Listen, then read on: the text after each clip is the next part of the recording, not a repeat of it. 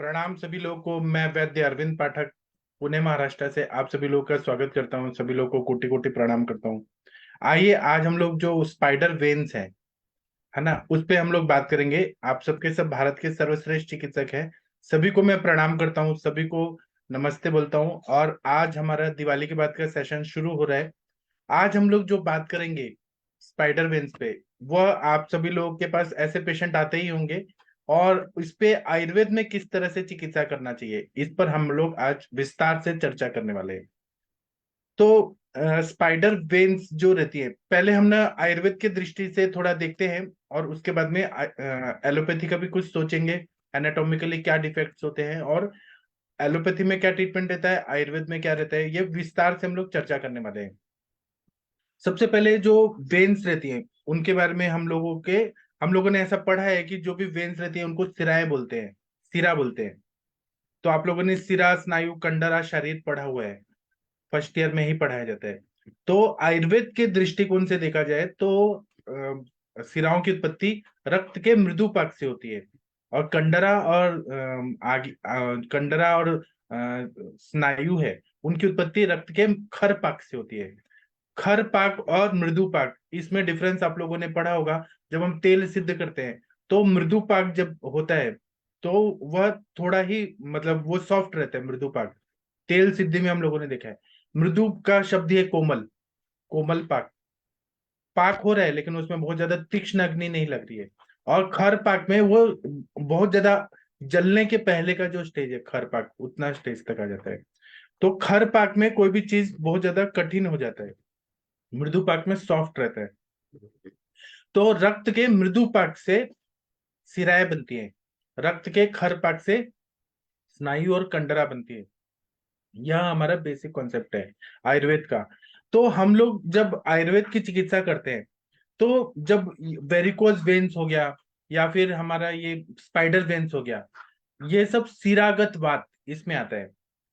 Varicose veins तो सच में सिरागत वात ही बोलेंगे। स्पाइडर वेन्स में क्या रहता है कि वहां पे सिराएं डायरेक्ट नहीं इन्वॉल्व रहती है। वहां पे डायलिटेशन रहता है, स्वेलिंग रहता है, लेंथनिंग रहता है, मतलब खिंचावट रहती है बहुत ज्यादा, सूजन रहती है। लेकिन वो होता कैसे है उसका हम लोग फिजियोलॉजी थोड़ा सा पढ़ समझ लेते हैं, फिर हमें ट्रीटमेंट करना सब इजी जाएगा। स्पाइडर वेन पे आप लोगों ने देखा होगा कॉलेजेस में पढ़ाया नहीं जाता है, लेकिन जब हमारे पास पेशेंट आ जाते हैं तब ये प्रश्न उपस्थित हो जाता है कि स्पाइडर वेन को किस तरह से हमें मैनेज करना है ना। बहुत ज्यादा ऐसे डर लगता है कि हम इसको कर पाएंगे कि नहीं।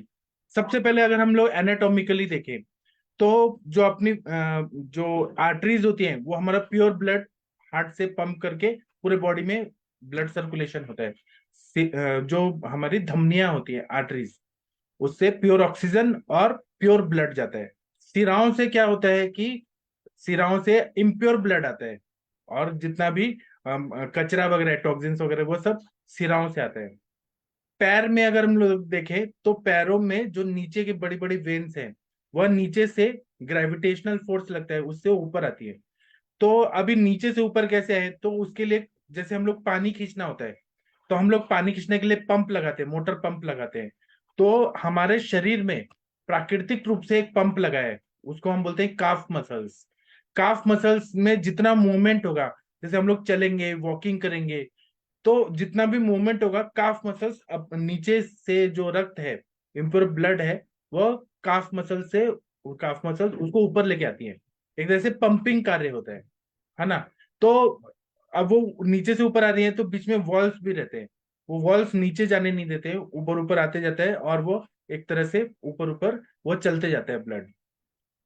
तो फिर क्या होता है, अभी शशि मैम आप बीच में ऐसे डिस्टर्ब मत करिए। हमारा हमारा रामायण भी बहुत आयुर्वेद का रामायण जो हो रहा है, यह भी बहुत जरूरी है।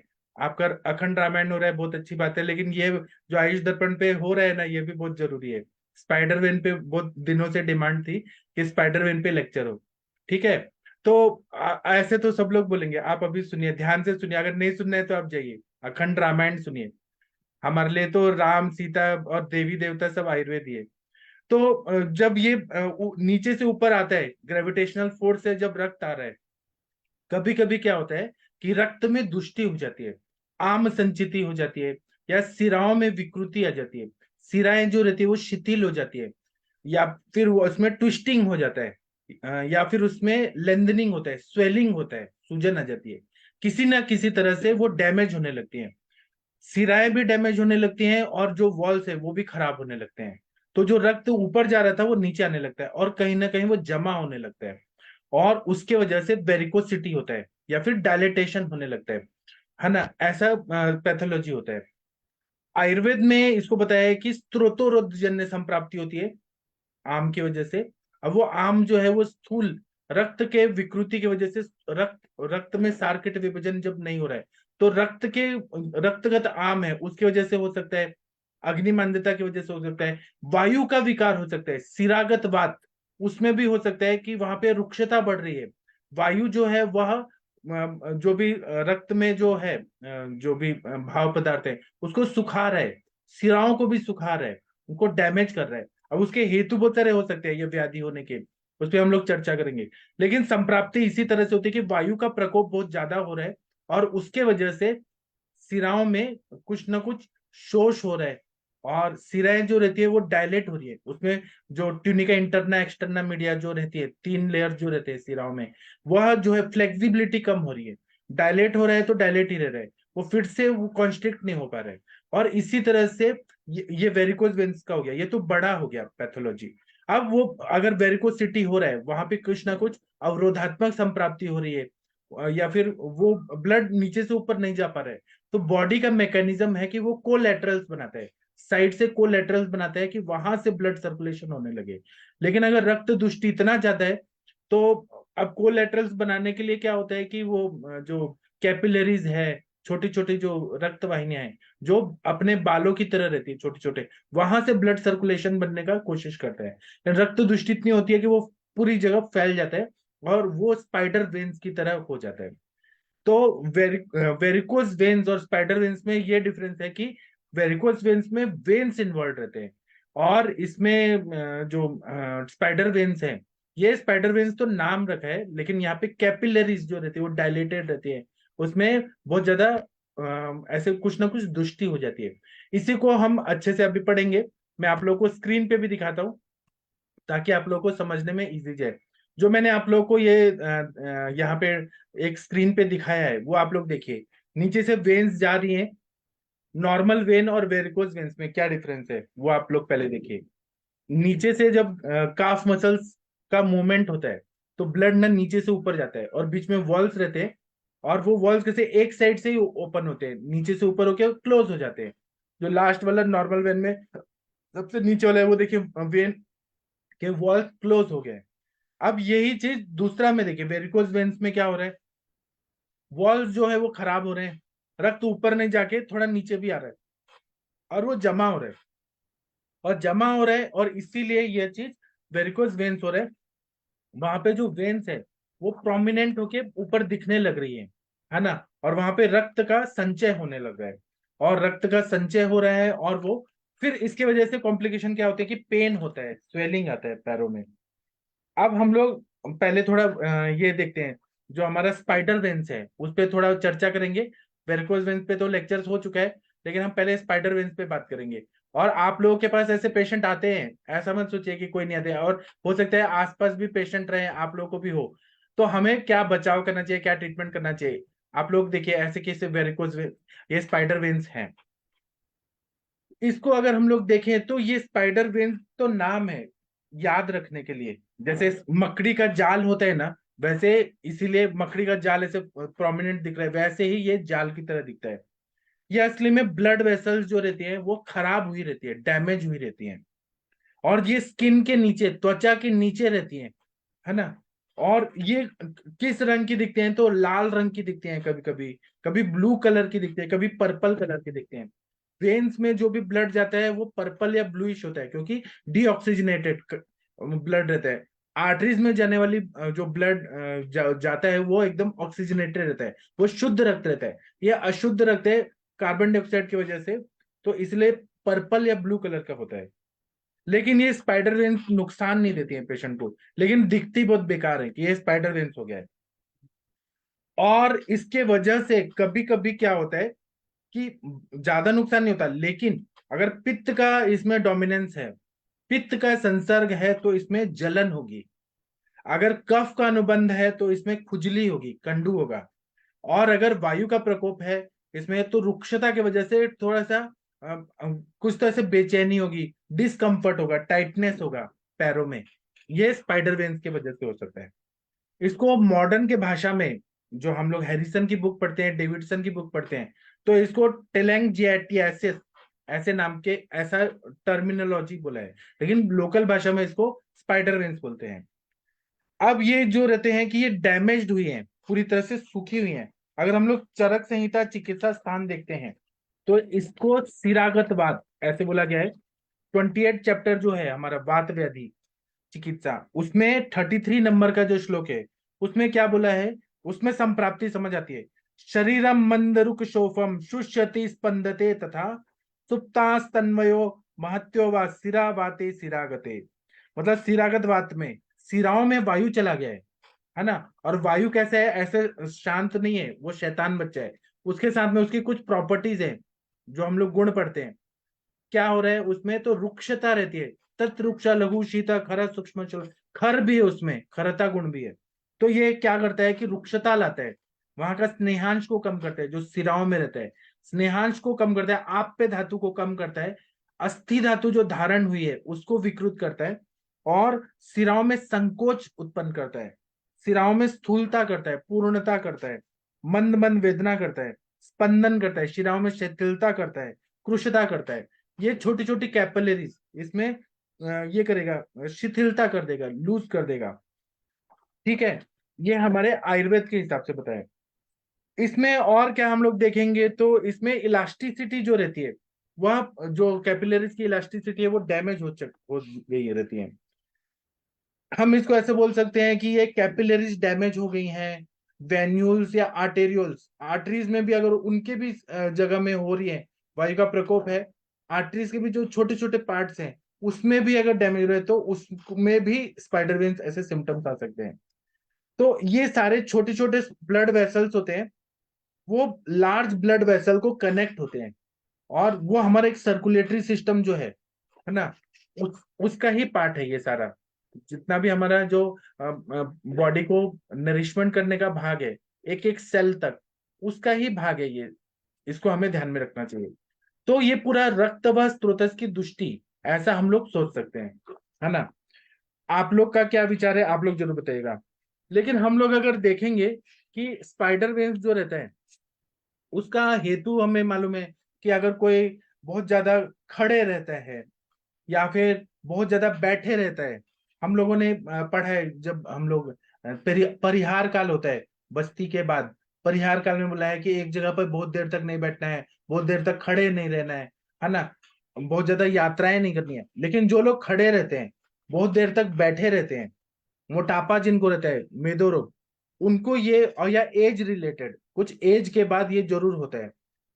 तो इसके वजह से ये होता है। और दूसरा क्या है कि लोग ना किसी का ओबेसिटी हो गया, हाँ प्रेगनेंसी में भी ये होता है, प्रेगनेंसी में भी ये स्पाइडर वेन्स ज्यादा हो जाती हैं।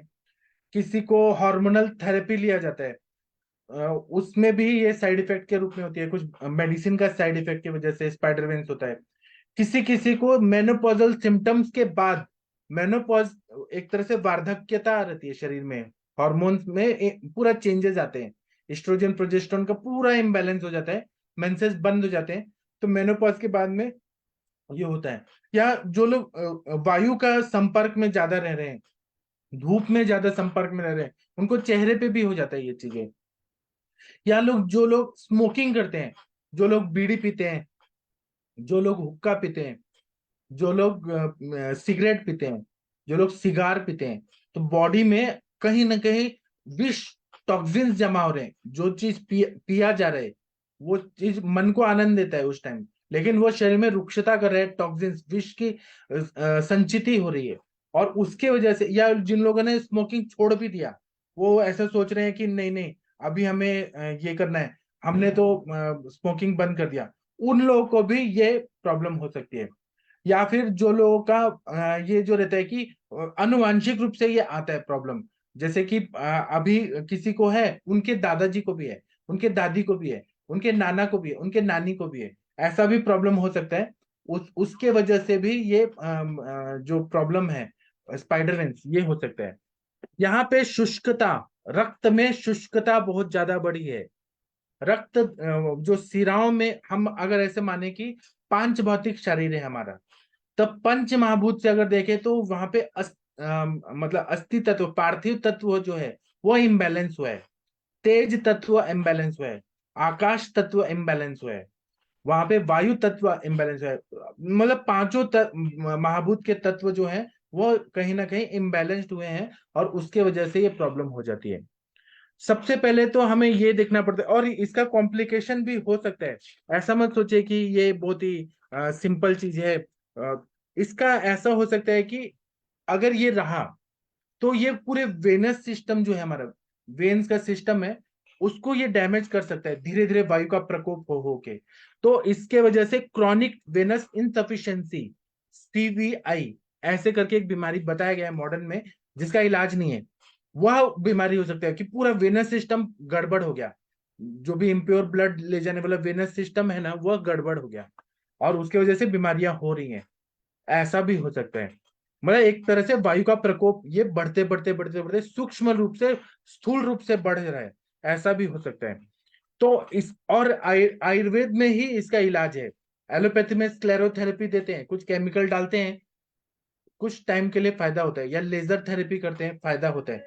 कॉस्मेटिक सारे थेरेपीज रहती हैं, स्क्लेरोथेरेपी या लेजर थेरेपी, या फिर वो बहुत सारी चीजें बोलते हैं कि जैसे कि वो लोग बैंड स्टॉकिंग्स देते हैं, या फिर उनका जो इलाज है, मुझे उनके इलाज में कोई भी शक नहीं है, लेकिन वो लॉन्ग लास्टिंग नहीं होता है अगर हेतु बंद नहीं किया तो। इसमें मेन क्या रहता है कि जो वॉल्स रहते हैं, जैसे कि मैंने आप लोगों को डायग्राम में दिखाया, वेन्स के जो वॉल्स रहते हैं वह कमजोर हो जाते हैं। जो वेन्स ऊपर ब्लड को लेके जाने वाले थे हार्ट की तरफ, वहां से ब्लड सर्कुलेशन वो वीक हो रहे हैं कहीं ना कहीं, और उसके वजह से जो रक्त है वो ऊपर न जाके नीचे ही जाके जमा हो रहा है, और जमा होके ये कैपिलरीज में या फिर वेन्यूल्स आर्टेरियोल्स में जाके जमा हो रहा है। और वह रक्त जो ऊपर नहीं जा पा रहे, उसमें खुद भी दुष्टि है, वायु उसमें है, वात प्रधान रक्त है ना, और पित्त प्रधान है या कफ प्रधान है, लेकिन वो वायु खुद भी रक्त जो है वो खुद भी दूषित है। अब ये अगर ये रहा, नॉर्मली शुरुआत के टाइम में तो ये प्रॉब्लम नहीं करता है, लेकिन अगर ये रहा और स्पाइडर वेन्स पूरे शरीर में फैल गया तो क्या हो सकता है। तो इसके वजह से ये वेनस स्टैसिस, मतलब स्टैसिस मतलब रक्त रुक जाता है कहीं ना कहीं, अल्सरेशन हो जाता है मतलब जख्म हो जाता है, या सेलुलाइटिस होता है, एक एक सेल में इंफेक्शन होके, और ये बहुत बड़ा प्रॉब्लम हो सकता है ना। इसीलिए इसको हमें ध्यान में रखना चाहिए कि यह जो स्पाइडर वेन का प्रॉब्लम है इसको इग्नोर नहीं करना है। दूसरा क्या है कि हमें इसको ठीक करना है, तो जहां पे हेतु ऐसा मिल रहा है कि बैठे रहने की वजह से हो रहा है, मोटापे के, अभी जैसे कि जो लोग दुकान में बैठे रहते हैं, सुबह से शाम तक बैठे रहने का काम है, खाते रहने का काम है, उनको घूमना फिरना नहीं हो पा रहा है, और उसके वजह से ये हो रहा है उनका, क्योंकि वो हलचल है ही नहीं, कार से आते हैं कार से जाते हैं, या टू व्हीलर से आते हैं और टू व्हीलर से जाते हैं, खान पान ऐसा है और रहन सहन ऐसा है, तो उनको चलना जरूरी है। जो लोग खड़े रहते हैं जैसे दुकानदार लोग हैं, या फिर जो टीटी लोग हैं, या फिर जो कंडक्टर लोग हैं, उनको हमेशा खड़ा रहना पड़ता है, तो उनको बैठना जरूरी है। मतलब अति सर्वत्र वर्जित जो ये कॉन्सेप्ट है ना, अति नहीं होना चाहिए, ना खड़ा रहना है ना वॉकिंग करना है, अति सर्वत्र वर्जित। तो उनको ये हमें चेंज करना पड़ता है। दूसरा क्या है कि अगर स्पाइडर वेन हो रहा है तो हमें ये ध्यान से देखना चाहिए कि यहाँ पे सूजन आई है क्या, स्वेलिंग है क्या, या रेडनेस बहुत ज्यादा हो रहा है क्या, वहां पे गर्मी लग रही है, वहां छू के देखें, या पेशेंट को पूछे वहां गर्म लग रहा है क्या, या टेंडरनेस है क्या, मतलब रुक्षता और टेंडरनेस है क्या, वो बहुत ज्यादा ऐसे फटने वाला है क्या, वो देखना चाहिए। उसी तरह से ब्लड क्लॉट हो गया है क्या, अगर ब्लड क्लॉट होना शुरू हो रहा है तो वो तो रक्त पित्त जैसा हो रहा है संप्राप्ति, और फिर वो बहुत ज्यादा डेंजरस कंडीशन हो गई, वहां पे विरेचन करना बहुत जरूरी है, रक्त मोक्षण करना जरूरी है। भले वो सीरा वेद से करें, विरेच, या फिर आप जलौका लगा के करें, या अलाबू जैसे कंडीशन वैसे आपको रक्त निकालना जरूरी है, क्योंकि रक्त की दृष्टि से ये हो रहा है। ठीक है, उसी तरह से वहां पे रैशेस आ रहे हैं क्या, सोर्स हो रहे हैं क्या, वहां पे स्किन का कलर क्या हो रहा है, मतलब अब स्पाइडर वेन्स तो है कैपिलरीज में हो रहा है, यहाँ जमा हो रहा है, ठीक है। उसकी वजह से त्वचा कैसी हो रही है, काली हो रही है, फिर लाल रंग की हो रही है, ब्लूइश रंग की हो रही है, किस तरह का वहां स्किन का कलर हो रहा है, स्किन का टोन कैसा हो रहा है। तो इसके वजह से हमें जैसे जैसे कंडीशन रहेगी वैसे वैसे वात पित्त कफ की कितना वो सिवियरिटी है वो हमें समझ आने लगता है। दूसरा क्या है कि अगर ना ये पैरों में स्पाइडर वेन्स बढ़ गई, शुरुआत में थोड़ा बहुत रहा तो ठीक है, लेकिन अगर बढ़ गई तो चलना फिरना भी बहुत ज्यादा मुश्किल हो जाता है, इंसान की सूजन आने लगती है। और स्पाइडर वेन्स भले वो स्किन में है लेकिन अंदर ना अंदर ही अंदर वेरिकोज वेन्स भी हो रहा है, डीप वेन थ्रोम्बोसिस भी होने लगता है, मतलब गुठलियां गुठलियां ऐसे संप्राप्ति बढ़ जाती है। और हम लोगों ने संप्राप्ति में ऐसा पढ़ा है कि अति प्रवृत्ति संगो व शिराणम ग्रंथ्योपि वा विमार्गमनम चेती स्त्रोतसम दुष्टि लक्षणम। चार चीजें बताई हैं। अति प्रवृत्ति, कहीं पर भी कहीं चीज ज्यादा निकलना, जैसे प्रतिशय में ज्यादा पानी निकलता है नाक से, अतिसार में बहुत ज्यादा पानी निकलता है। अति प्रवृत्ति संगो वा, संग मतलब कहीं ना कहीं ऑब्स्ट्रक्शन हो रहा है। शिराणायम ग्रंथियों वा, सिराओं में ग्रंथियां हो रही हैं, जो यहाँ पे हो रहा है। विमार्गमनम, जब यहाँ पे विमार्गमन भी हो रहा है, अति प्रवृत्ति भी हो रही है, रक्त जो है वो ऊपर न जाके कहीं कहीं ऐसे पसर रहा है कैपिलरीज के थ्रू, है ना। तो इनके वजह से स्त्रोतस में दुष्टि लक्षणम, ऐसा चरक संहिता में विमान स्थान में क्लियरली बताया, 5वें अध्याय में, स्त्रोतसम दुष्टि लक्षणम यहाँ पे हो रहा है। तो अब क्या है कि हमें ना ये देखना है कि ये हम कैसे ठीक करें। दूसरा क्या है कि ये ना अगर ये बढ़ जाता है तो ये बल्ज हो जाता है, ऐसे मोटा बहुत ज्यादा हो जाता है, सिराओं में ग्रंथि टाइप होने लगता है। अगर चेहरे में होता है तो वहां पे तो वो फट जाती है, चेहरा का जो त्वचा रहती है बहुत ही सॉफ्ट रहती है। और वहां पे अगर सन मतलब सूर्य का प्रकाश लगे तो वो स्पाइडरमैन बहुत ज्यादा प्रोमिनेंट होकर फट जाती है, स्किन से कहीं से भी खून आने लगता है, फिर वहां पे खड्डे खड्डे पड़ते हैं और फिर बहुत तकलीफ होने लगती है। और जो ये स्पाइडर वेन्स रहती है ना वो ब्लू कलर का होगा, पर्पल होगा, लाल होगा, थिन लाइन की तरह होगा, ऐसे जैसे बालों आपने बाल रहते हैं ना वैसे थिन लाइन की तरह रहता है, ब्रांचेस रहते हैं। तो इसको एलोपैथी में थ्रेड वेन्स ऐसा भी बोल सकते हैं।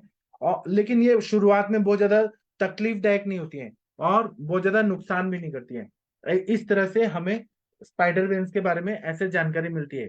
अभी मैंने तो ये सारे लक्षण बताए। हेतु अगर देखें तो विधि शोणितीय अध्याय है, उसमें रक्त को दूषित करने वाले सारे हेतु बताएं, जैसे कि बहुत ज्यादा अम्ल खाना, बहुत ज्यादा लवण खाना, क्षार खाना। उसी तरह से वायु, क्योंकि रक्त की भी दृष्टि हो रही है, रक्त धात्वक भी बंद हो रही है, रक्तगत आम का संचय हो रहा है, सिराओं की दृष्टि हो रही है। उसी तरह से वायु प्रकोपक, अति मैथुन किया, वेग विधारण किया, या फिर बहुत ज्यादा चल रहे हैं, या बहुत ज्यादा जागरण कर रहे हैं, बहुत ज्यादा मैथुन कर रहे हैं, या फिर मतलब ऐसे बहुत सारी चीजें रहती हैं जो हम लोग पढ़ते आ रहे हैं, बहुत ज्यादा रुक्ष आहार विहार कर रहे हैं, रुक्षता उत्पन्न कर, घी का सेवन कम कर रहे हैं, पंचकर्म नहीं करा रहे हैं, बस्ती नहीं करा रहे हैं, बॉडी में रुक्षता बढ़ रही है। तो ये स्थान संशय कहाँ हो रहा है, सिराओं में हो रहा है ना। वेरिकोज वेन्स में बड़ी बड़ी सिराओं में होता है, लेकिन ये छोटी छोटी सिराओं में हो रहा है, यहाँ पे स्थान संशय हो रहा है। इसलिए ये व्याधि दोष दुष्य समूर्छना की वजह से ऐसा व्याधि हो जाता है। अब इसकी चिकित्सा पहले हम लोग बात करना चाहेंगे। पहले मैं थोड़ा अनम्यूट करता हूँ, किसी को इस टॉपिक पे बात करना है तो कर सकते हैं। डॉक्टर नीरू शर्मा मैम, सीमा शर्मा मैम, आप लोग कुछ बोलेंगी ये स्पाइडर वेन्स पे? कुछ बोलना है तो बोलिए, फिर मैं आप लोगों को इसकी चिकित्सा पे डिस्कस करेंगे। कृपया अनम्यूट करिए मैम, कुछ बोलेंगे आप लोग? ये सुनना है बस, ऐसे आप लोगों को ऐसे पेशेंट आते सर हो? बहुत सर बहुत विस्तार में और बड़े अच्छे से आपने एक्सप्लेन किया है, बहुत बढ़िया। जी ठीक है। अभी आप सुनिए, आगे जो मैं बता रहा हूँ ना इसके लिए मैंने बहुत मेहनत की है, ऐसे नहीं है कि मैं ऐसे ही आ गया और बता रहा हूँ। आप लोगों को समझ है इसलिए मैं पिक्चर दिखा रहा हूँ, लेकिन ये सब मैंने याद किया है जो मैं बता रहा हूँ। तो इसमें ना क्या होता है कि कंडू अगर रहे, मतलब कफ की दृष्टि है, कहीं ना कहीं कफ प्रकोपक आहार, जैसे दही का सेवन किया है, मिक्स फ्रूट सैलेड खाया हुआ है, या फिर ठंडी चीजें खाई हैं, बासी खाना खाया है, फ्रिज का पदार्थ खाया है, डायरेक्ट लेके खा लिया, कोल्ड ड्रिंक पिया, तो उसकी वजह से खुजली आती है ऐसे स्पाइडर वेन्स में, है ना। और जितना खुजाएंगे, खुजली करेंगे, उतना स्क्रैचिंग होता है और वो रैशेस बढ़ते जाते हैं, बहुत ज्यादा तकलीफ होती है ना। उसकी वजह से डर्मेटाइटिस भी हो सकता है। त्वचा के जो इन्फेक्शन है ना नाखून से, वो फैलते हैं पूरी सब जगह, वो हो सकता है। और ज्यादा खुजाएंगे तो उससे अल्सर हो सकता है, या वो खुद भी अल्सर में मतलब जख्म हो सकता है। इतना ज्यादा ये सीवियर तकलीफ दे सकता है। यहाँ पे जो वेन्स है, छोटी छोटी जो वेन्स है जो स्किन तक जा रही है, या अशुद्ध रक्त को लेके जाने वाली है ना, तो ये क्या करते हैं, इसको वेन्यूल्स बोलते हैं हम लोग, कैपिलरीज वेन्यूल्स ऐसे बोलते हैं। तो ये इलास्टिसिटी इसमें कम हो रहा है, क्योंकि सिरागत बात है। सिरागत बात में हमने क्या पढ़ा, शरीरम मंद श्रुक शोफम शुष्यति। शुष्यति मतलब सूख रहा है वो चीज, तो इलास्टिसिटी कम हो रहा है। यहाँ पे जो वॉल्स रहती हैं, जो रक्त को नीचे से ऊपर ले जाने के बीच में ऐसे जो दरवाजे टाइप वॉल्स रहते हैं, उनमें वीकनेस आ रहा है, वो वॉल्स क्लोज नहीं हो रही है अच्छे से, और रक्त ऊपर न जाके नीचे ही आ जा रहा है, संचिति हो रही है। रक्त ऊपर न जाके कहीं ना कहीं संचित हो रहा है, स्थान संचय हो रहा है। तो उसके वजह से ये सारे प्रॉब्लम हो सकती है।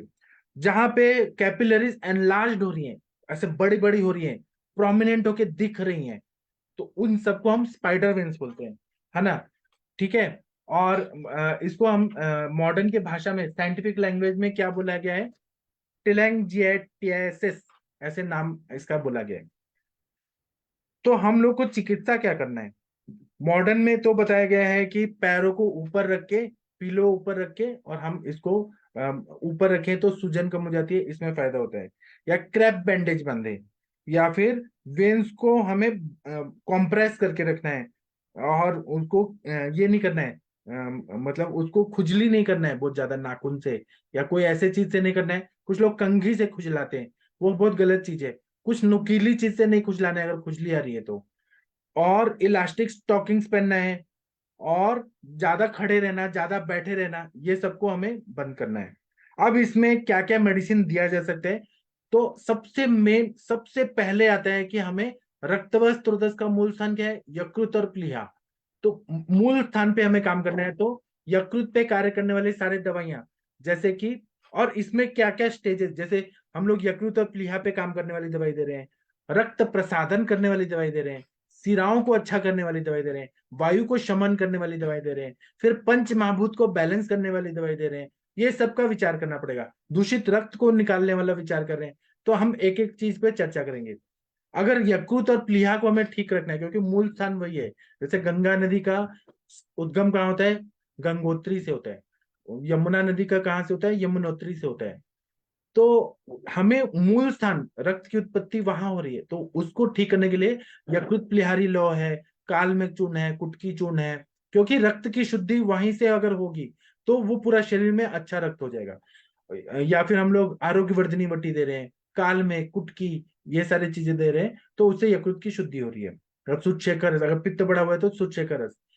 फिर उसके बाद में रक्त पाचक देते हैं।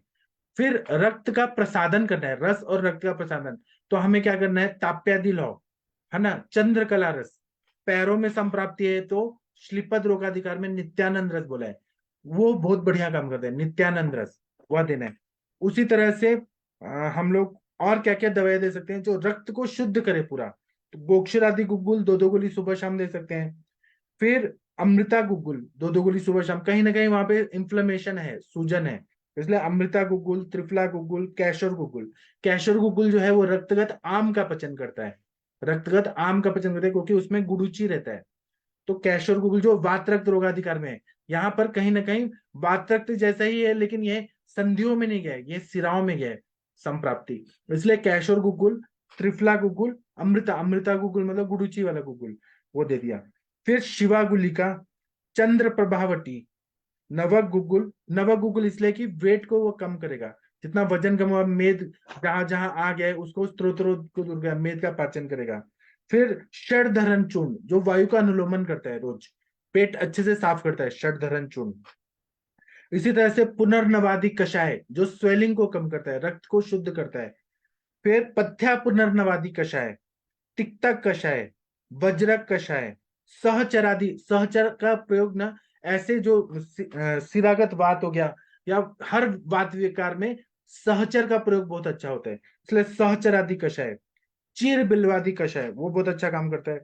हमको इसमें क्या करना है, बस्ती भी देना पड़ता है, क्योंकि वायु का शमन भी करना है, क्योंकि वायु जो है सिराओं में चला गया है, कैपिलरीज में, एक एक कैपिलरीज में जाके अति प्रवृत्ति संगोवा शरणम ग्रंथोपि व्यवहार गमनम चाति स्त्रोतसम दुष्टि लक्षण, ऐसे है।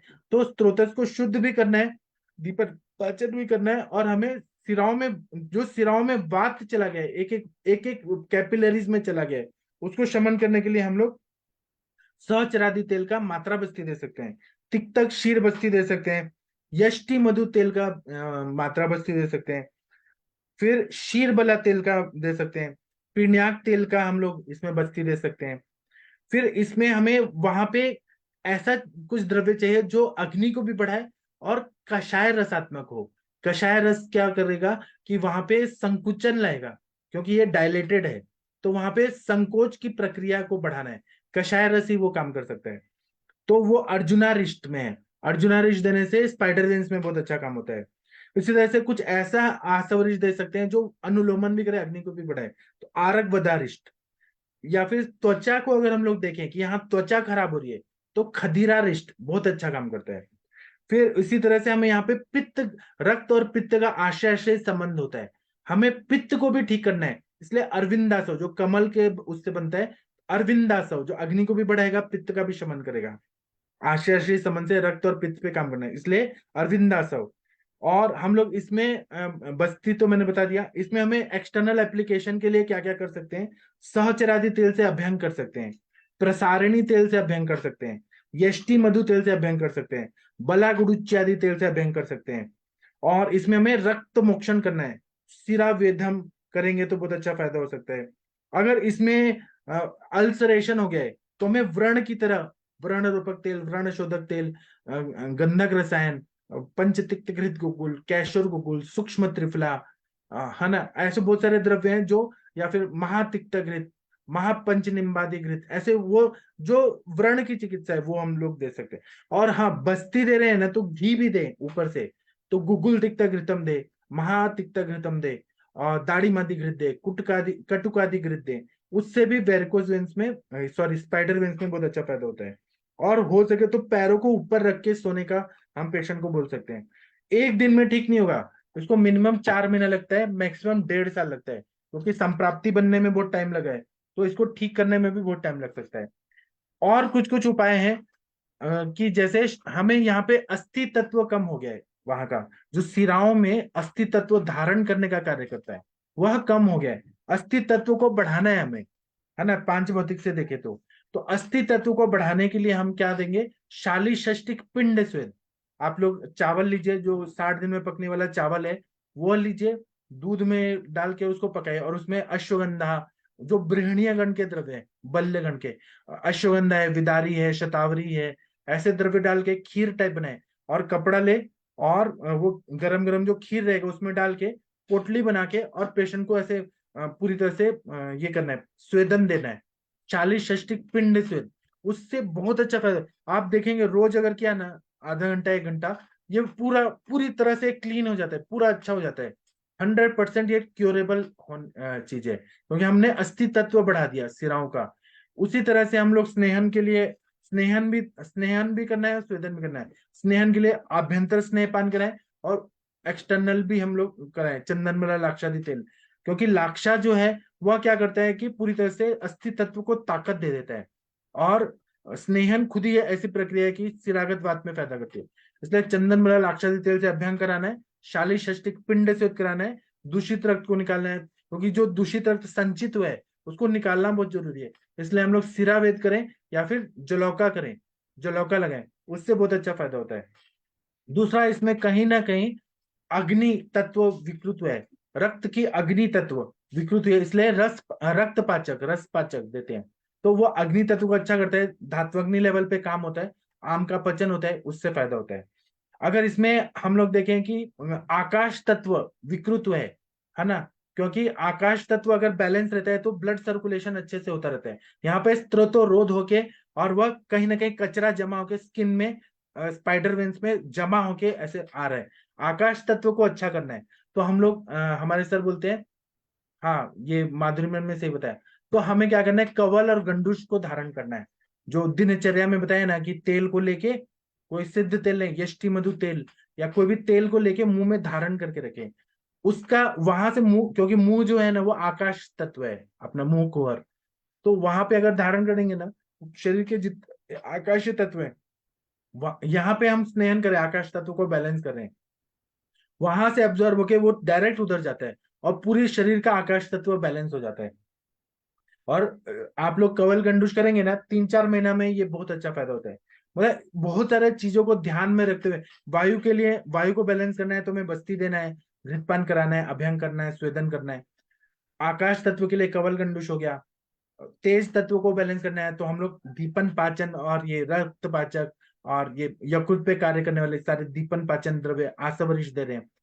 जल तत्व को बैलेंस करना है तो हम जल तत्व के लिए क्या करते हैं कि विरेचन करा देते हैं।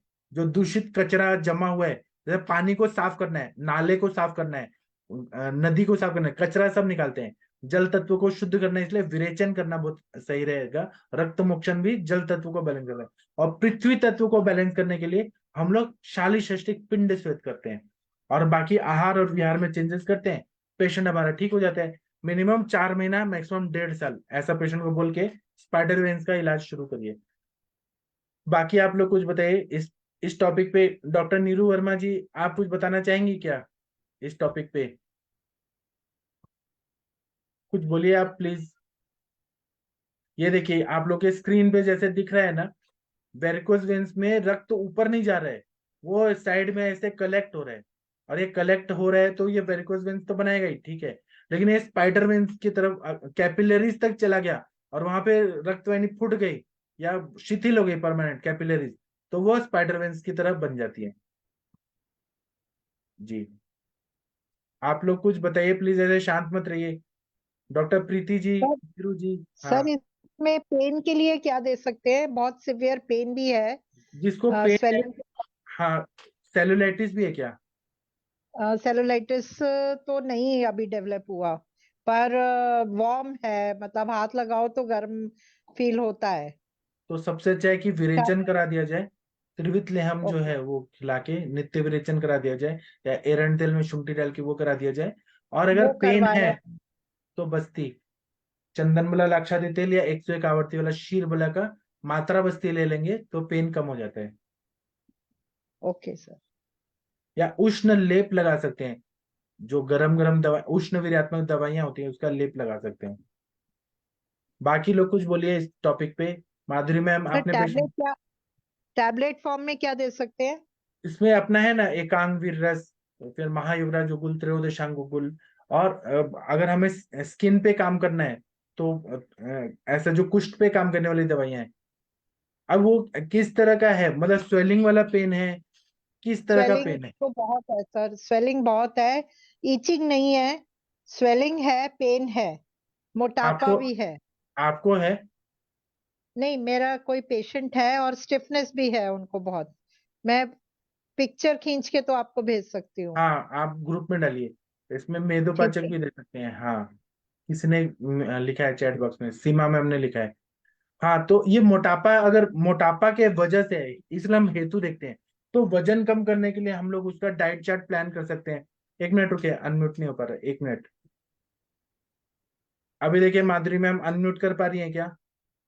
मोटापा के वजह से अगर है, ये हेतु है, तो हमें नवक गुकुल, त्रयोदश मेदोहर गुकुल, नवक गुकुल, आरोग्यवर्धनी, त्रियोशनादि लौ, वजन कम करने का पूरा प्लान करना चाहिए। हाँ माधुरी मैम, आप बताइए, अभी अनम्यूट कर पा रही हैं माधुरी मैम? मैं देखिए आपको भेज रहा हूँ, अनम्यूट करिए। आप अपने स्क्रीन पे देखिए मैम, आप हो पाएंगी अनम्यूट?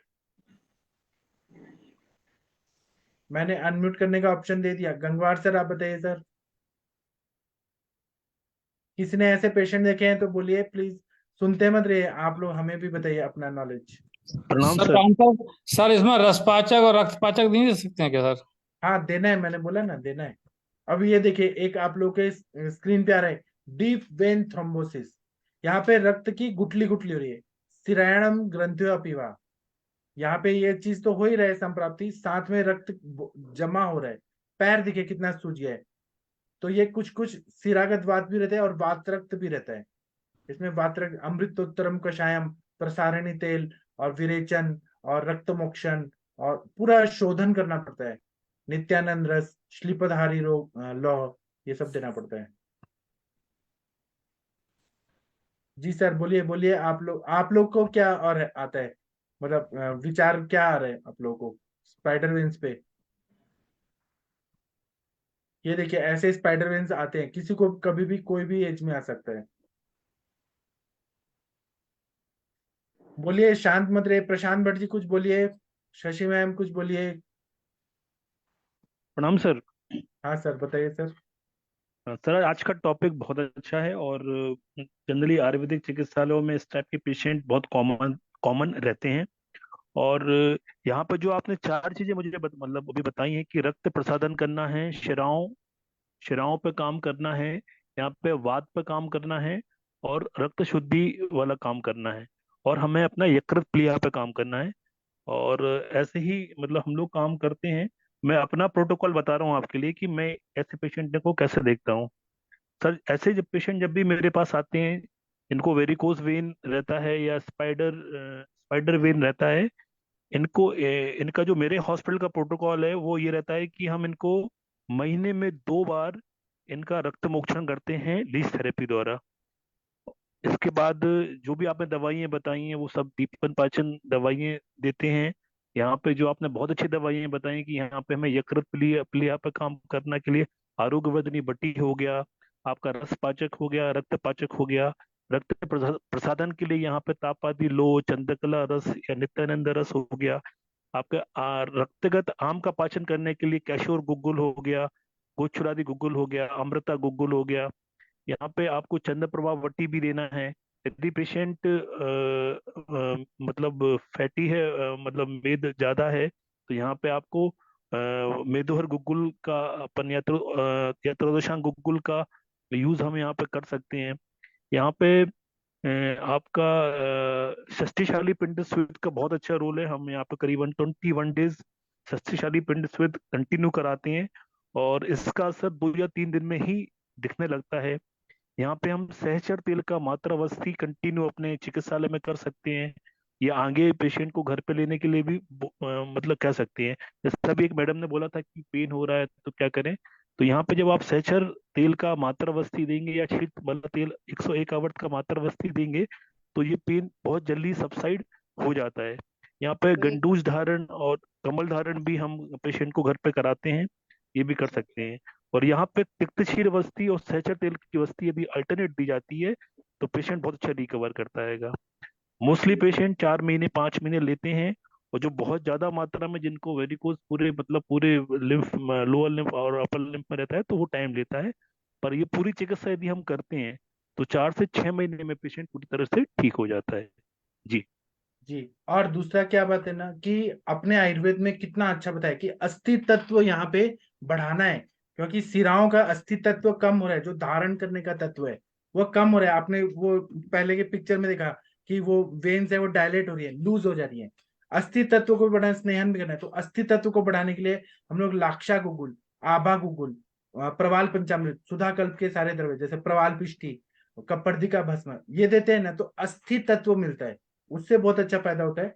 दूसरा, हम लोगों ने जो पढ़ा है कि कहीं फ्रैक्चर हो जाता है, अस्थि तत्व बढ़ाना है, तो पिंड तेल का बस्ती दे सकते हैं।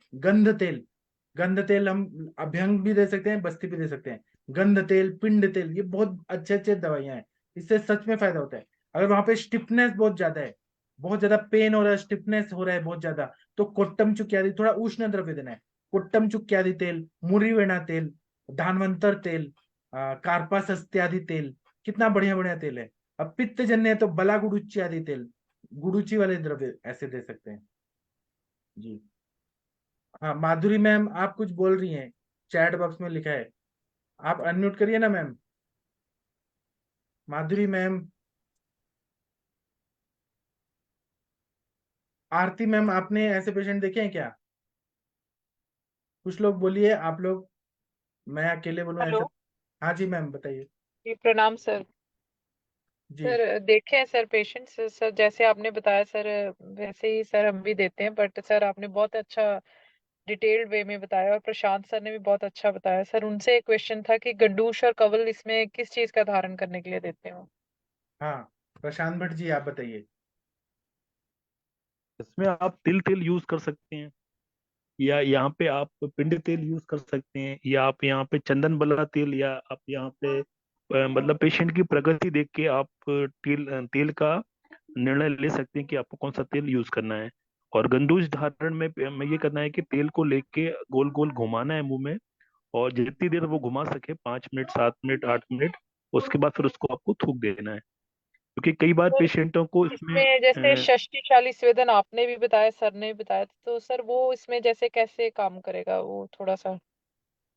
सर ने बताया ना कि जैसे अस्थि धातु को वहां पे बल देना है हमारे लिए, तो शक्तिशाली पिंड से जब आप अच्छा अच्छा, करोगे ठीक है, तो वो पूरे का उसमें पूरा पूरा ट्रैक्ट नरिशमेंट वाला। मिलेगा ना। जी जी जी, बिल्कुल ठीक है सर। और मैं करता हूँ, थैंक बहुत बहुत जबरदस्त परिणाम है शक्तिशाली पिंड स्वेद के वेरिकोज वेन में और स्पाइडर वेन में। मतलब 2-3 दिन, 4 दिन में ही वेन दिखने कम हो जाते हैं, आप करके देखें। जी सर, थैंक यू सर। और यहाँ पे सर 2 मेडिसिन में और ऐड कर दूंगा जो जनरली मैं करता हूँ। यहाँ पे शिला सिंदूर का भी बहुत अच्छा वर्क है। यदि आप यहाँ पे, जैसे अपन कई बार क्या होता है कि जो आपका रक्त जो वेन, मतलब जो हमारी रक्त वाहिकाएं में जो फंस जाता है या वहाँ पर रुक जाता है, तो उसको डिसॉल्व करने के लिए शिला आप यहाँ पे शिला शिला सिंदूर का यूज कर सकते हैं। तो मैं करता हूँ, मुझे बहुत अच्छे परिणाम मिलते हैं। तो यहाँ पे शिला सिंदूर और अबरक भस्म, ये 2 चीजें मैं जरूर देता हूँ और बहुत अच्छे परिणाम आते हैं जी। जी। सर ये शिला सिंदूर मिलता नहीं है, कौन सी कंपनी हाँ का, कैसे ले सकते? मिलता है मैम, सब मिलता है। हाँ सर, आप बताइए प्रशांत जी। मिलता है मैम। हाँ सर, मिलता है ना, सभी जगह अच्छी कंपनी के मिलते हैं। ये काफी महंगा है, कुप्पाको रसायन है, काफी महंगा है। तो मैं तो मतलब एक कंपनी, मतलब मिलता है, मिल जाता है। आप बैद्यनाथ का ले सकते हैं, अच्छा है, वो यूज कर सकते हैं। या सर से मंगा लें, सर का बहुत अच्छा है। हाँ मेरे पास भी मिलता है, और इसका अच्छा रिजल्ट आता है। ये जो अंदर रक्त जमा है ना, मतलब गंदा दूषित रक्त जमा है कैपिलरीज में, उन सबको साफ कर देता है। दूसरा अब्रक भस्म सर ने बताया, वो हीलिंग करता है और सिराओं को ताकत देता है। मैंने कहा ना, रक्त के मृदु पाक से सिराएं बनती है, रक्त के खर पाक से स्नायु और कंडरा बनती है। तो रक्त का मृदु पाक को अच्छा करना है, उसमें अब्रक भस्म सबसे बेस्ट है। सहस्त्रपुटी अब्रक या सर शत इसकी डोज कैसे सेट करेंगे, इसकी डोजेस कैसे सेट करेंगे? पेशेंट का अग्नि कैसा है, प्रकृति कैसा है, उस हिसाब से। कफ प्रकृति है, अग्नि उसका सम है, ठीक है, मतलब अग्नि तो आप मंद डिसाइड नहीं है। करिए ना, आप डिसाइड करिए ना। मैं बोलूंगा कि एक चुटकी दीजिए, अगर जरूरत है अब 2 चुटकी। आप पेशेंट देख के डिसाइड करिए, उपशय देखिए अनुपशय। कोई भी, जी सर मैं बताता हूँ, कोई भी भस्म जब आप स्टार्ट करते हैं, तो सर ने बोला कि, जैसे वो बोला कि अग्नि देखें आप, है ना, उसका उसकी अग्नि देखें और उसकी प्रकृति देखें। और मोस्टली कभी जब भी भस्म शुरू करते हैं तो आप 100 mg सुबह शाम से चालू कर सकते हैं। मतलब जैसे आपको अगर 10 दिन का दवाई बनाना है तो आपको 2 ग्राम लेना है, तो ऐसे आप यूज करें। और जब लगे कि हाँ अच्छे से पच रहा है तो उसका डोज आप बढ़ा सकते हैं। पर जनरली एक रत्ती यानी 125 मिलीग्राम सुबह शाम, या 100 मिलीग्राम सुबह शाम आप चालू कर सकते हैं इसमें। ठीक है, अभ्रक भस्म भी और शिला सिंदूर भी। देखिए तिला सिंदूर जो होता है वो काफी गर्म होता है, इसलिए उसको जी देने के पहले एक बार प्रगति का निर्णय ले लें। या दे रहे हैं तो उसमें प्रवाल पंचामृत, प्रवाल पिष्टी, गिलोय सत्व जैसी दवाइयां मिला के दें। और उसको आप 62 mg से शुरू करें, यानी आधा रत्ती से शुरू करना है, और फिर उसको एक एक रत्ती तक लेके जाना है। ठीक है सर। हाँ, वो बहुत गर्म दवाई है, कुपी पको रसायन है ना, ज्यादा नहीं देना है, नहीं तो उससे और ज्यादा हीट बढ़ेगा, दाह होगा। उसको ध्यान से देना है। जी। ठीक है, और किसी को कुछ बोलना है तो बोलिए प्लीज। मनीषा मैम आप कुछ बोलिए इस टॉपिक पे। माधुरी मैम कुछ बोलिए। सब लोग बोलिए।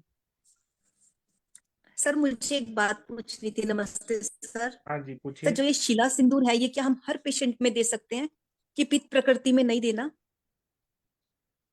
अभी सर ने बताया ना, पित्त प्रकृति में भी देना है, लेकिन पेशेंट का हम प्रकृति अलग है और व्याधि अलग है, उसको भी देखिए।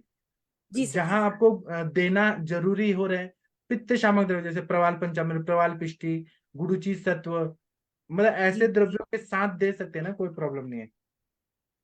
ठीक है सर, थैंक यू सर। आप जब दे रहे हैं तो उपशय अनुपशय क्या हो रहा है, पेशेंट को तकलीफ हो रही है कि नहीं हो रही है, उस हिसाब से हम आगे ट्रीटमेंट का चेंज करते हैं, अनुपान वगैरह। जी सर, जी। Thank you sir. शिला सिंदूर को कम मात्रा में ही देना है क्योंकि गर्म दवाई है, बहुत ज्यादा कुपिपक्व रसायन है। जी सर। जी ठीक है।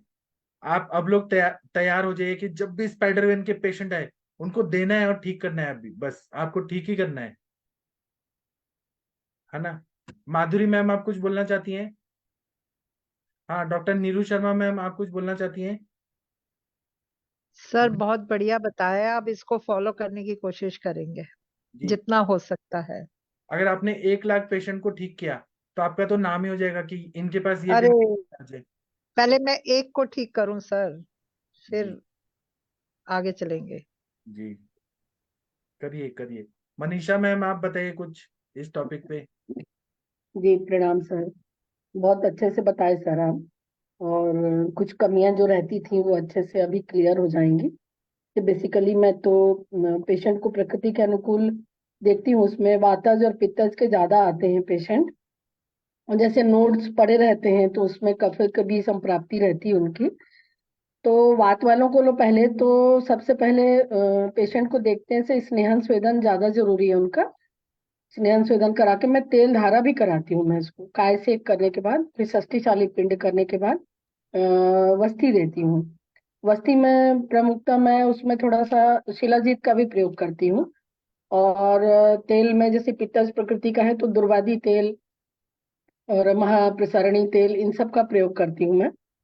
और इसके साथ में पेशेंट को सबसे पहले जो औषधि प्राशन के लिए देते हैं तो उसमें ताप्यादि लौह का भी इंक्लूड करती हूँ, जैसे आप सभी औषधियों को बताए बहुत अच्छे तरीके से। तो ताप्यादि लौह को और सर इसमें जैसे अस्थि के लिए बताया आप कि ये इसमें धातु का और आकाश अग्नि पृथ्वी इसका जल का लेकर के। तो ये हमको पेशेंट को रख के और एक दिन में ही सारी औषधियां नहीं चलानी है।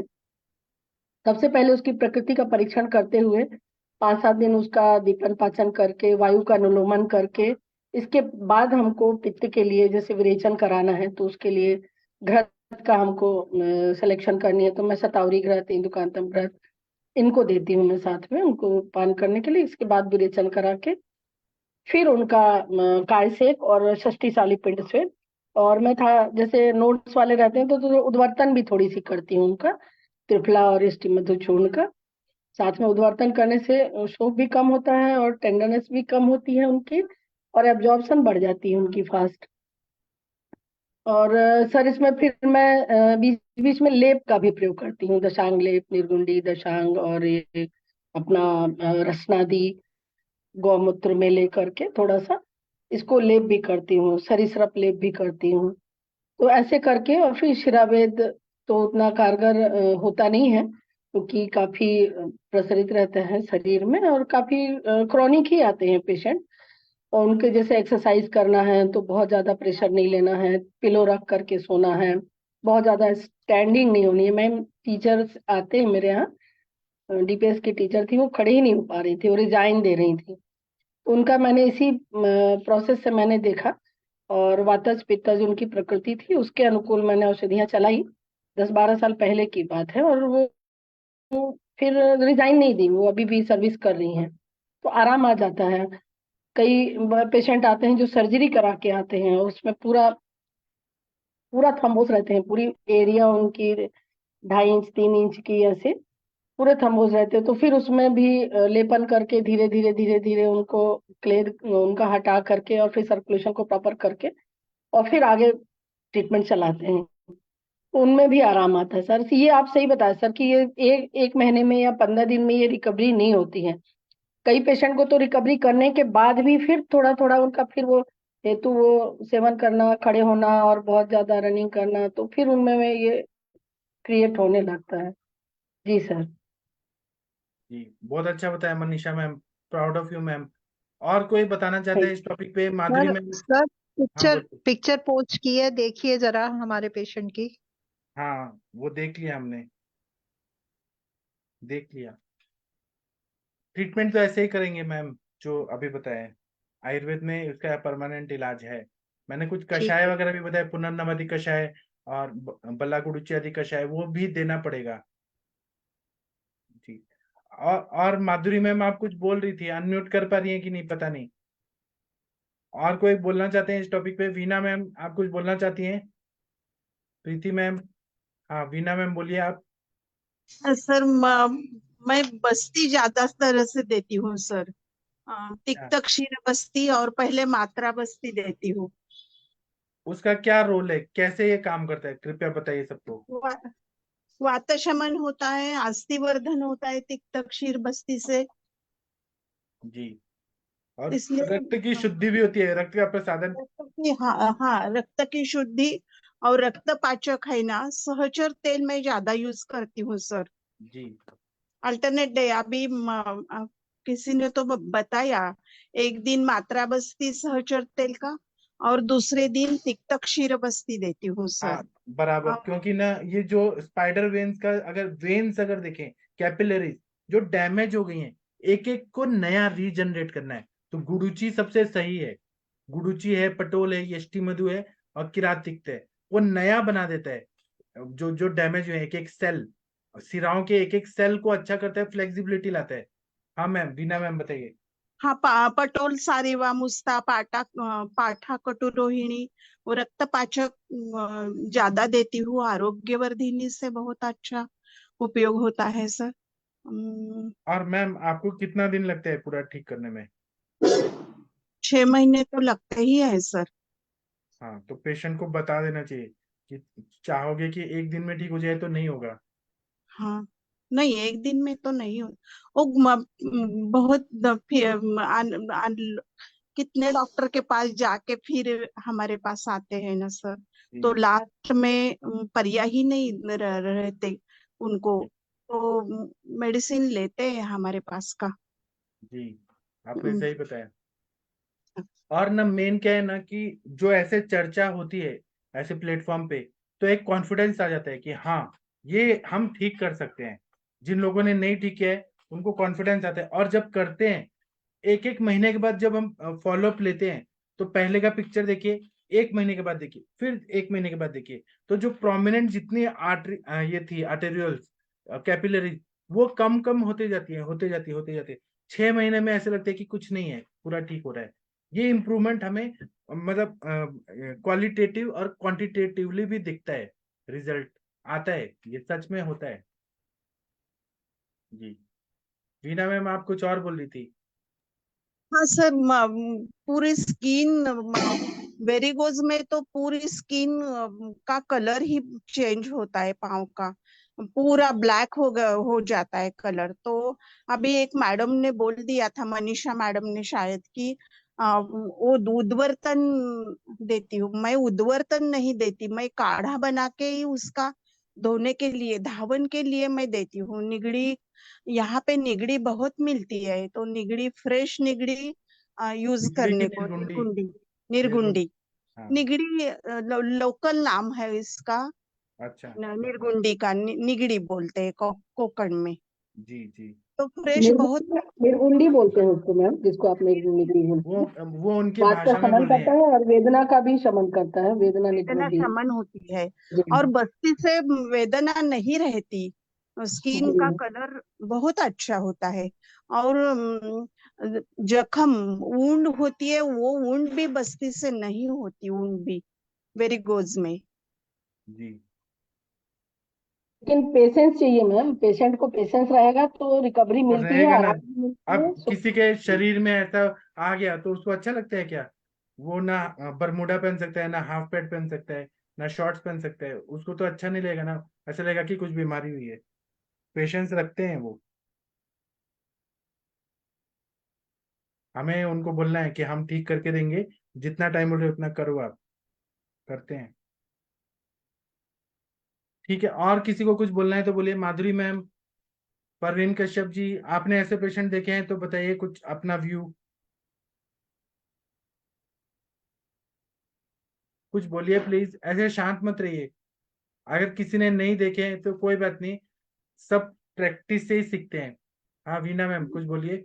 हाँ, ये प्लेटफॉर्म में आने के बाद हम राइट ट्रैक पे चल रहे हैं। ऐसी जो चर्चा होती रहती है ना, उससे बहुत कॉन्फिडेंस बढ़ता है। जी। और दूसरा बात, अब मुझे मैम देखिएगा, हम लोग एक टॉपिक पे रिपीट नहीं बात करते हैं। कभी स्पाइडर वेन पे कभी बात नहीं हुआ था, आज हुआ। हाँ कल आप देखेंगे तो कुछ अलग ही टॉपिक होगा, परसों कुछ अलग ही हाँ होगा। हम एक ही चीज को रिपीट नहीं करते हैं, हम लोग रोज चेंज करते हैं। हाँ ना। हाँ जी। तो अभी मैं सेशन बंद करता हूँ। अभी आप लोग थोड़ा ब्रेक ले लीजिए, फिर हम 8:15 पे मिलेंगे, फिर हम लोग चर्चा करेंगे दूसरा। थैंक यू, प्रणाम सभी लोग को।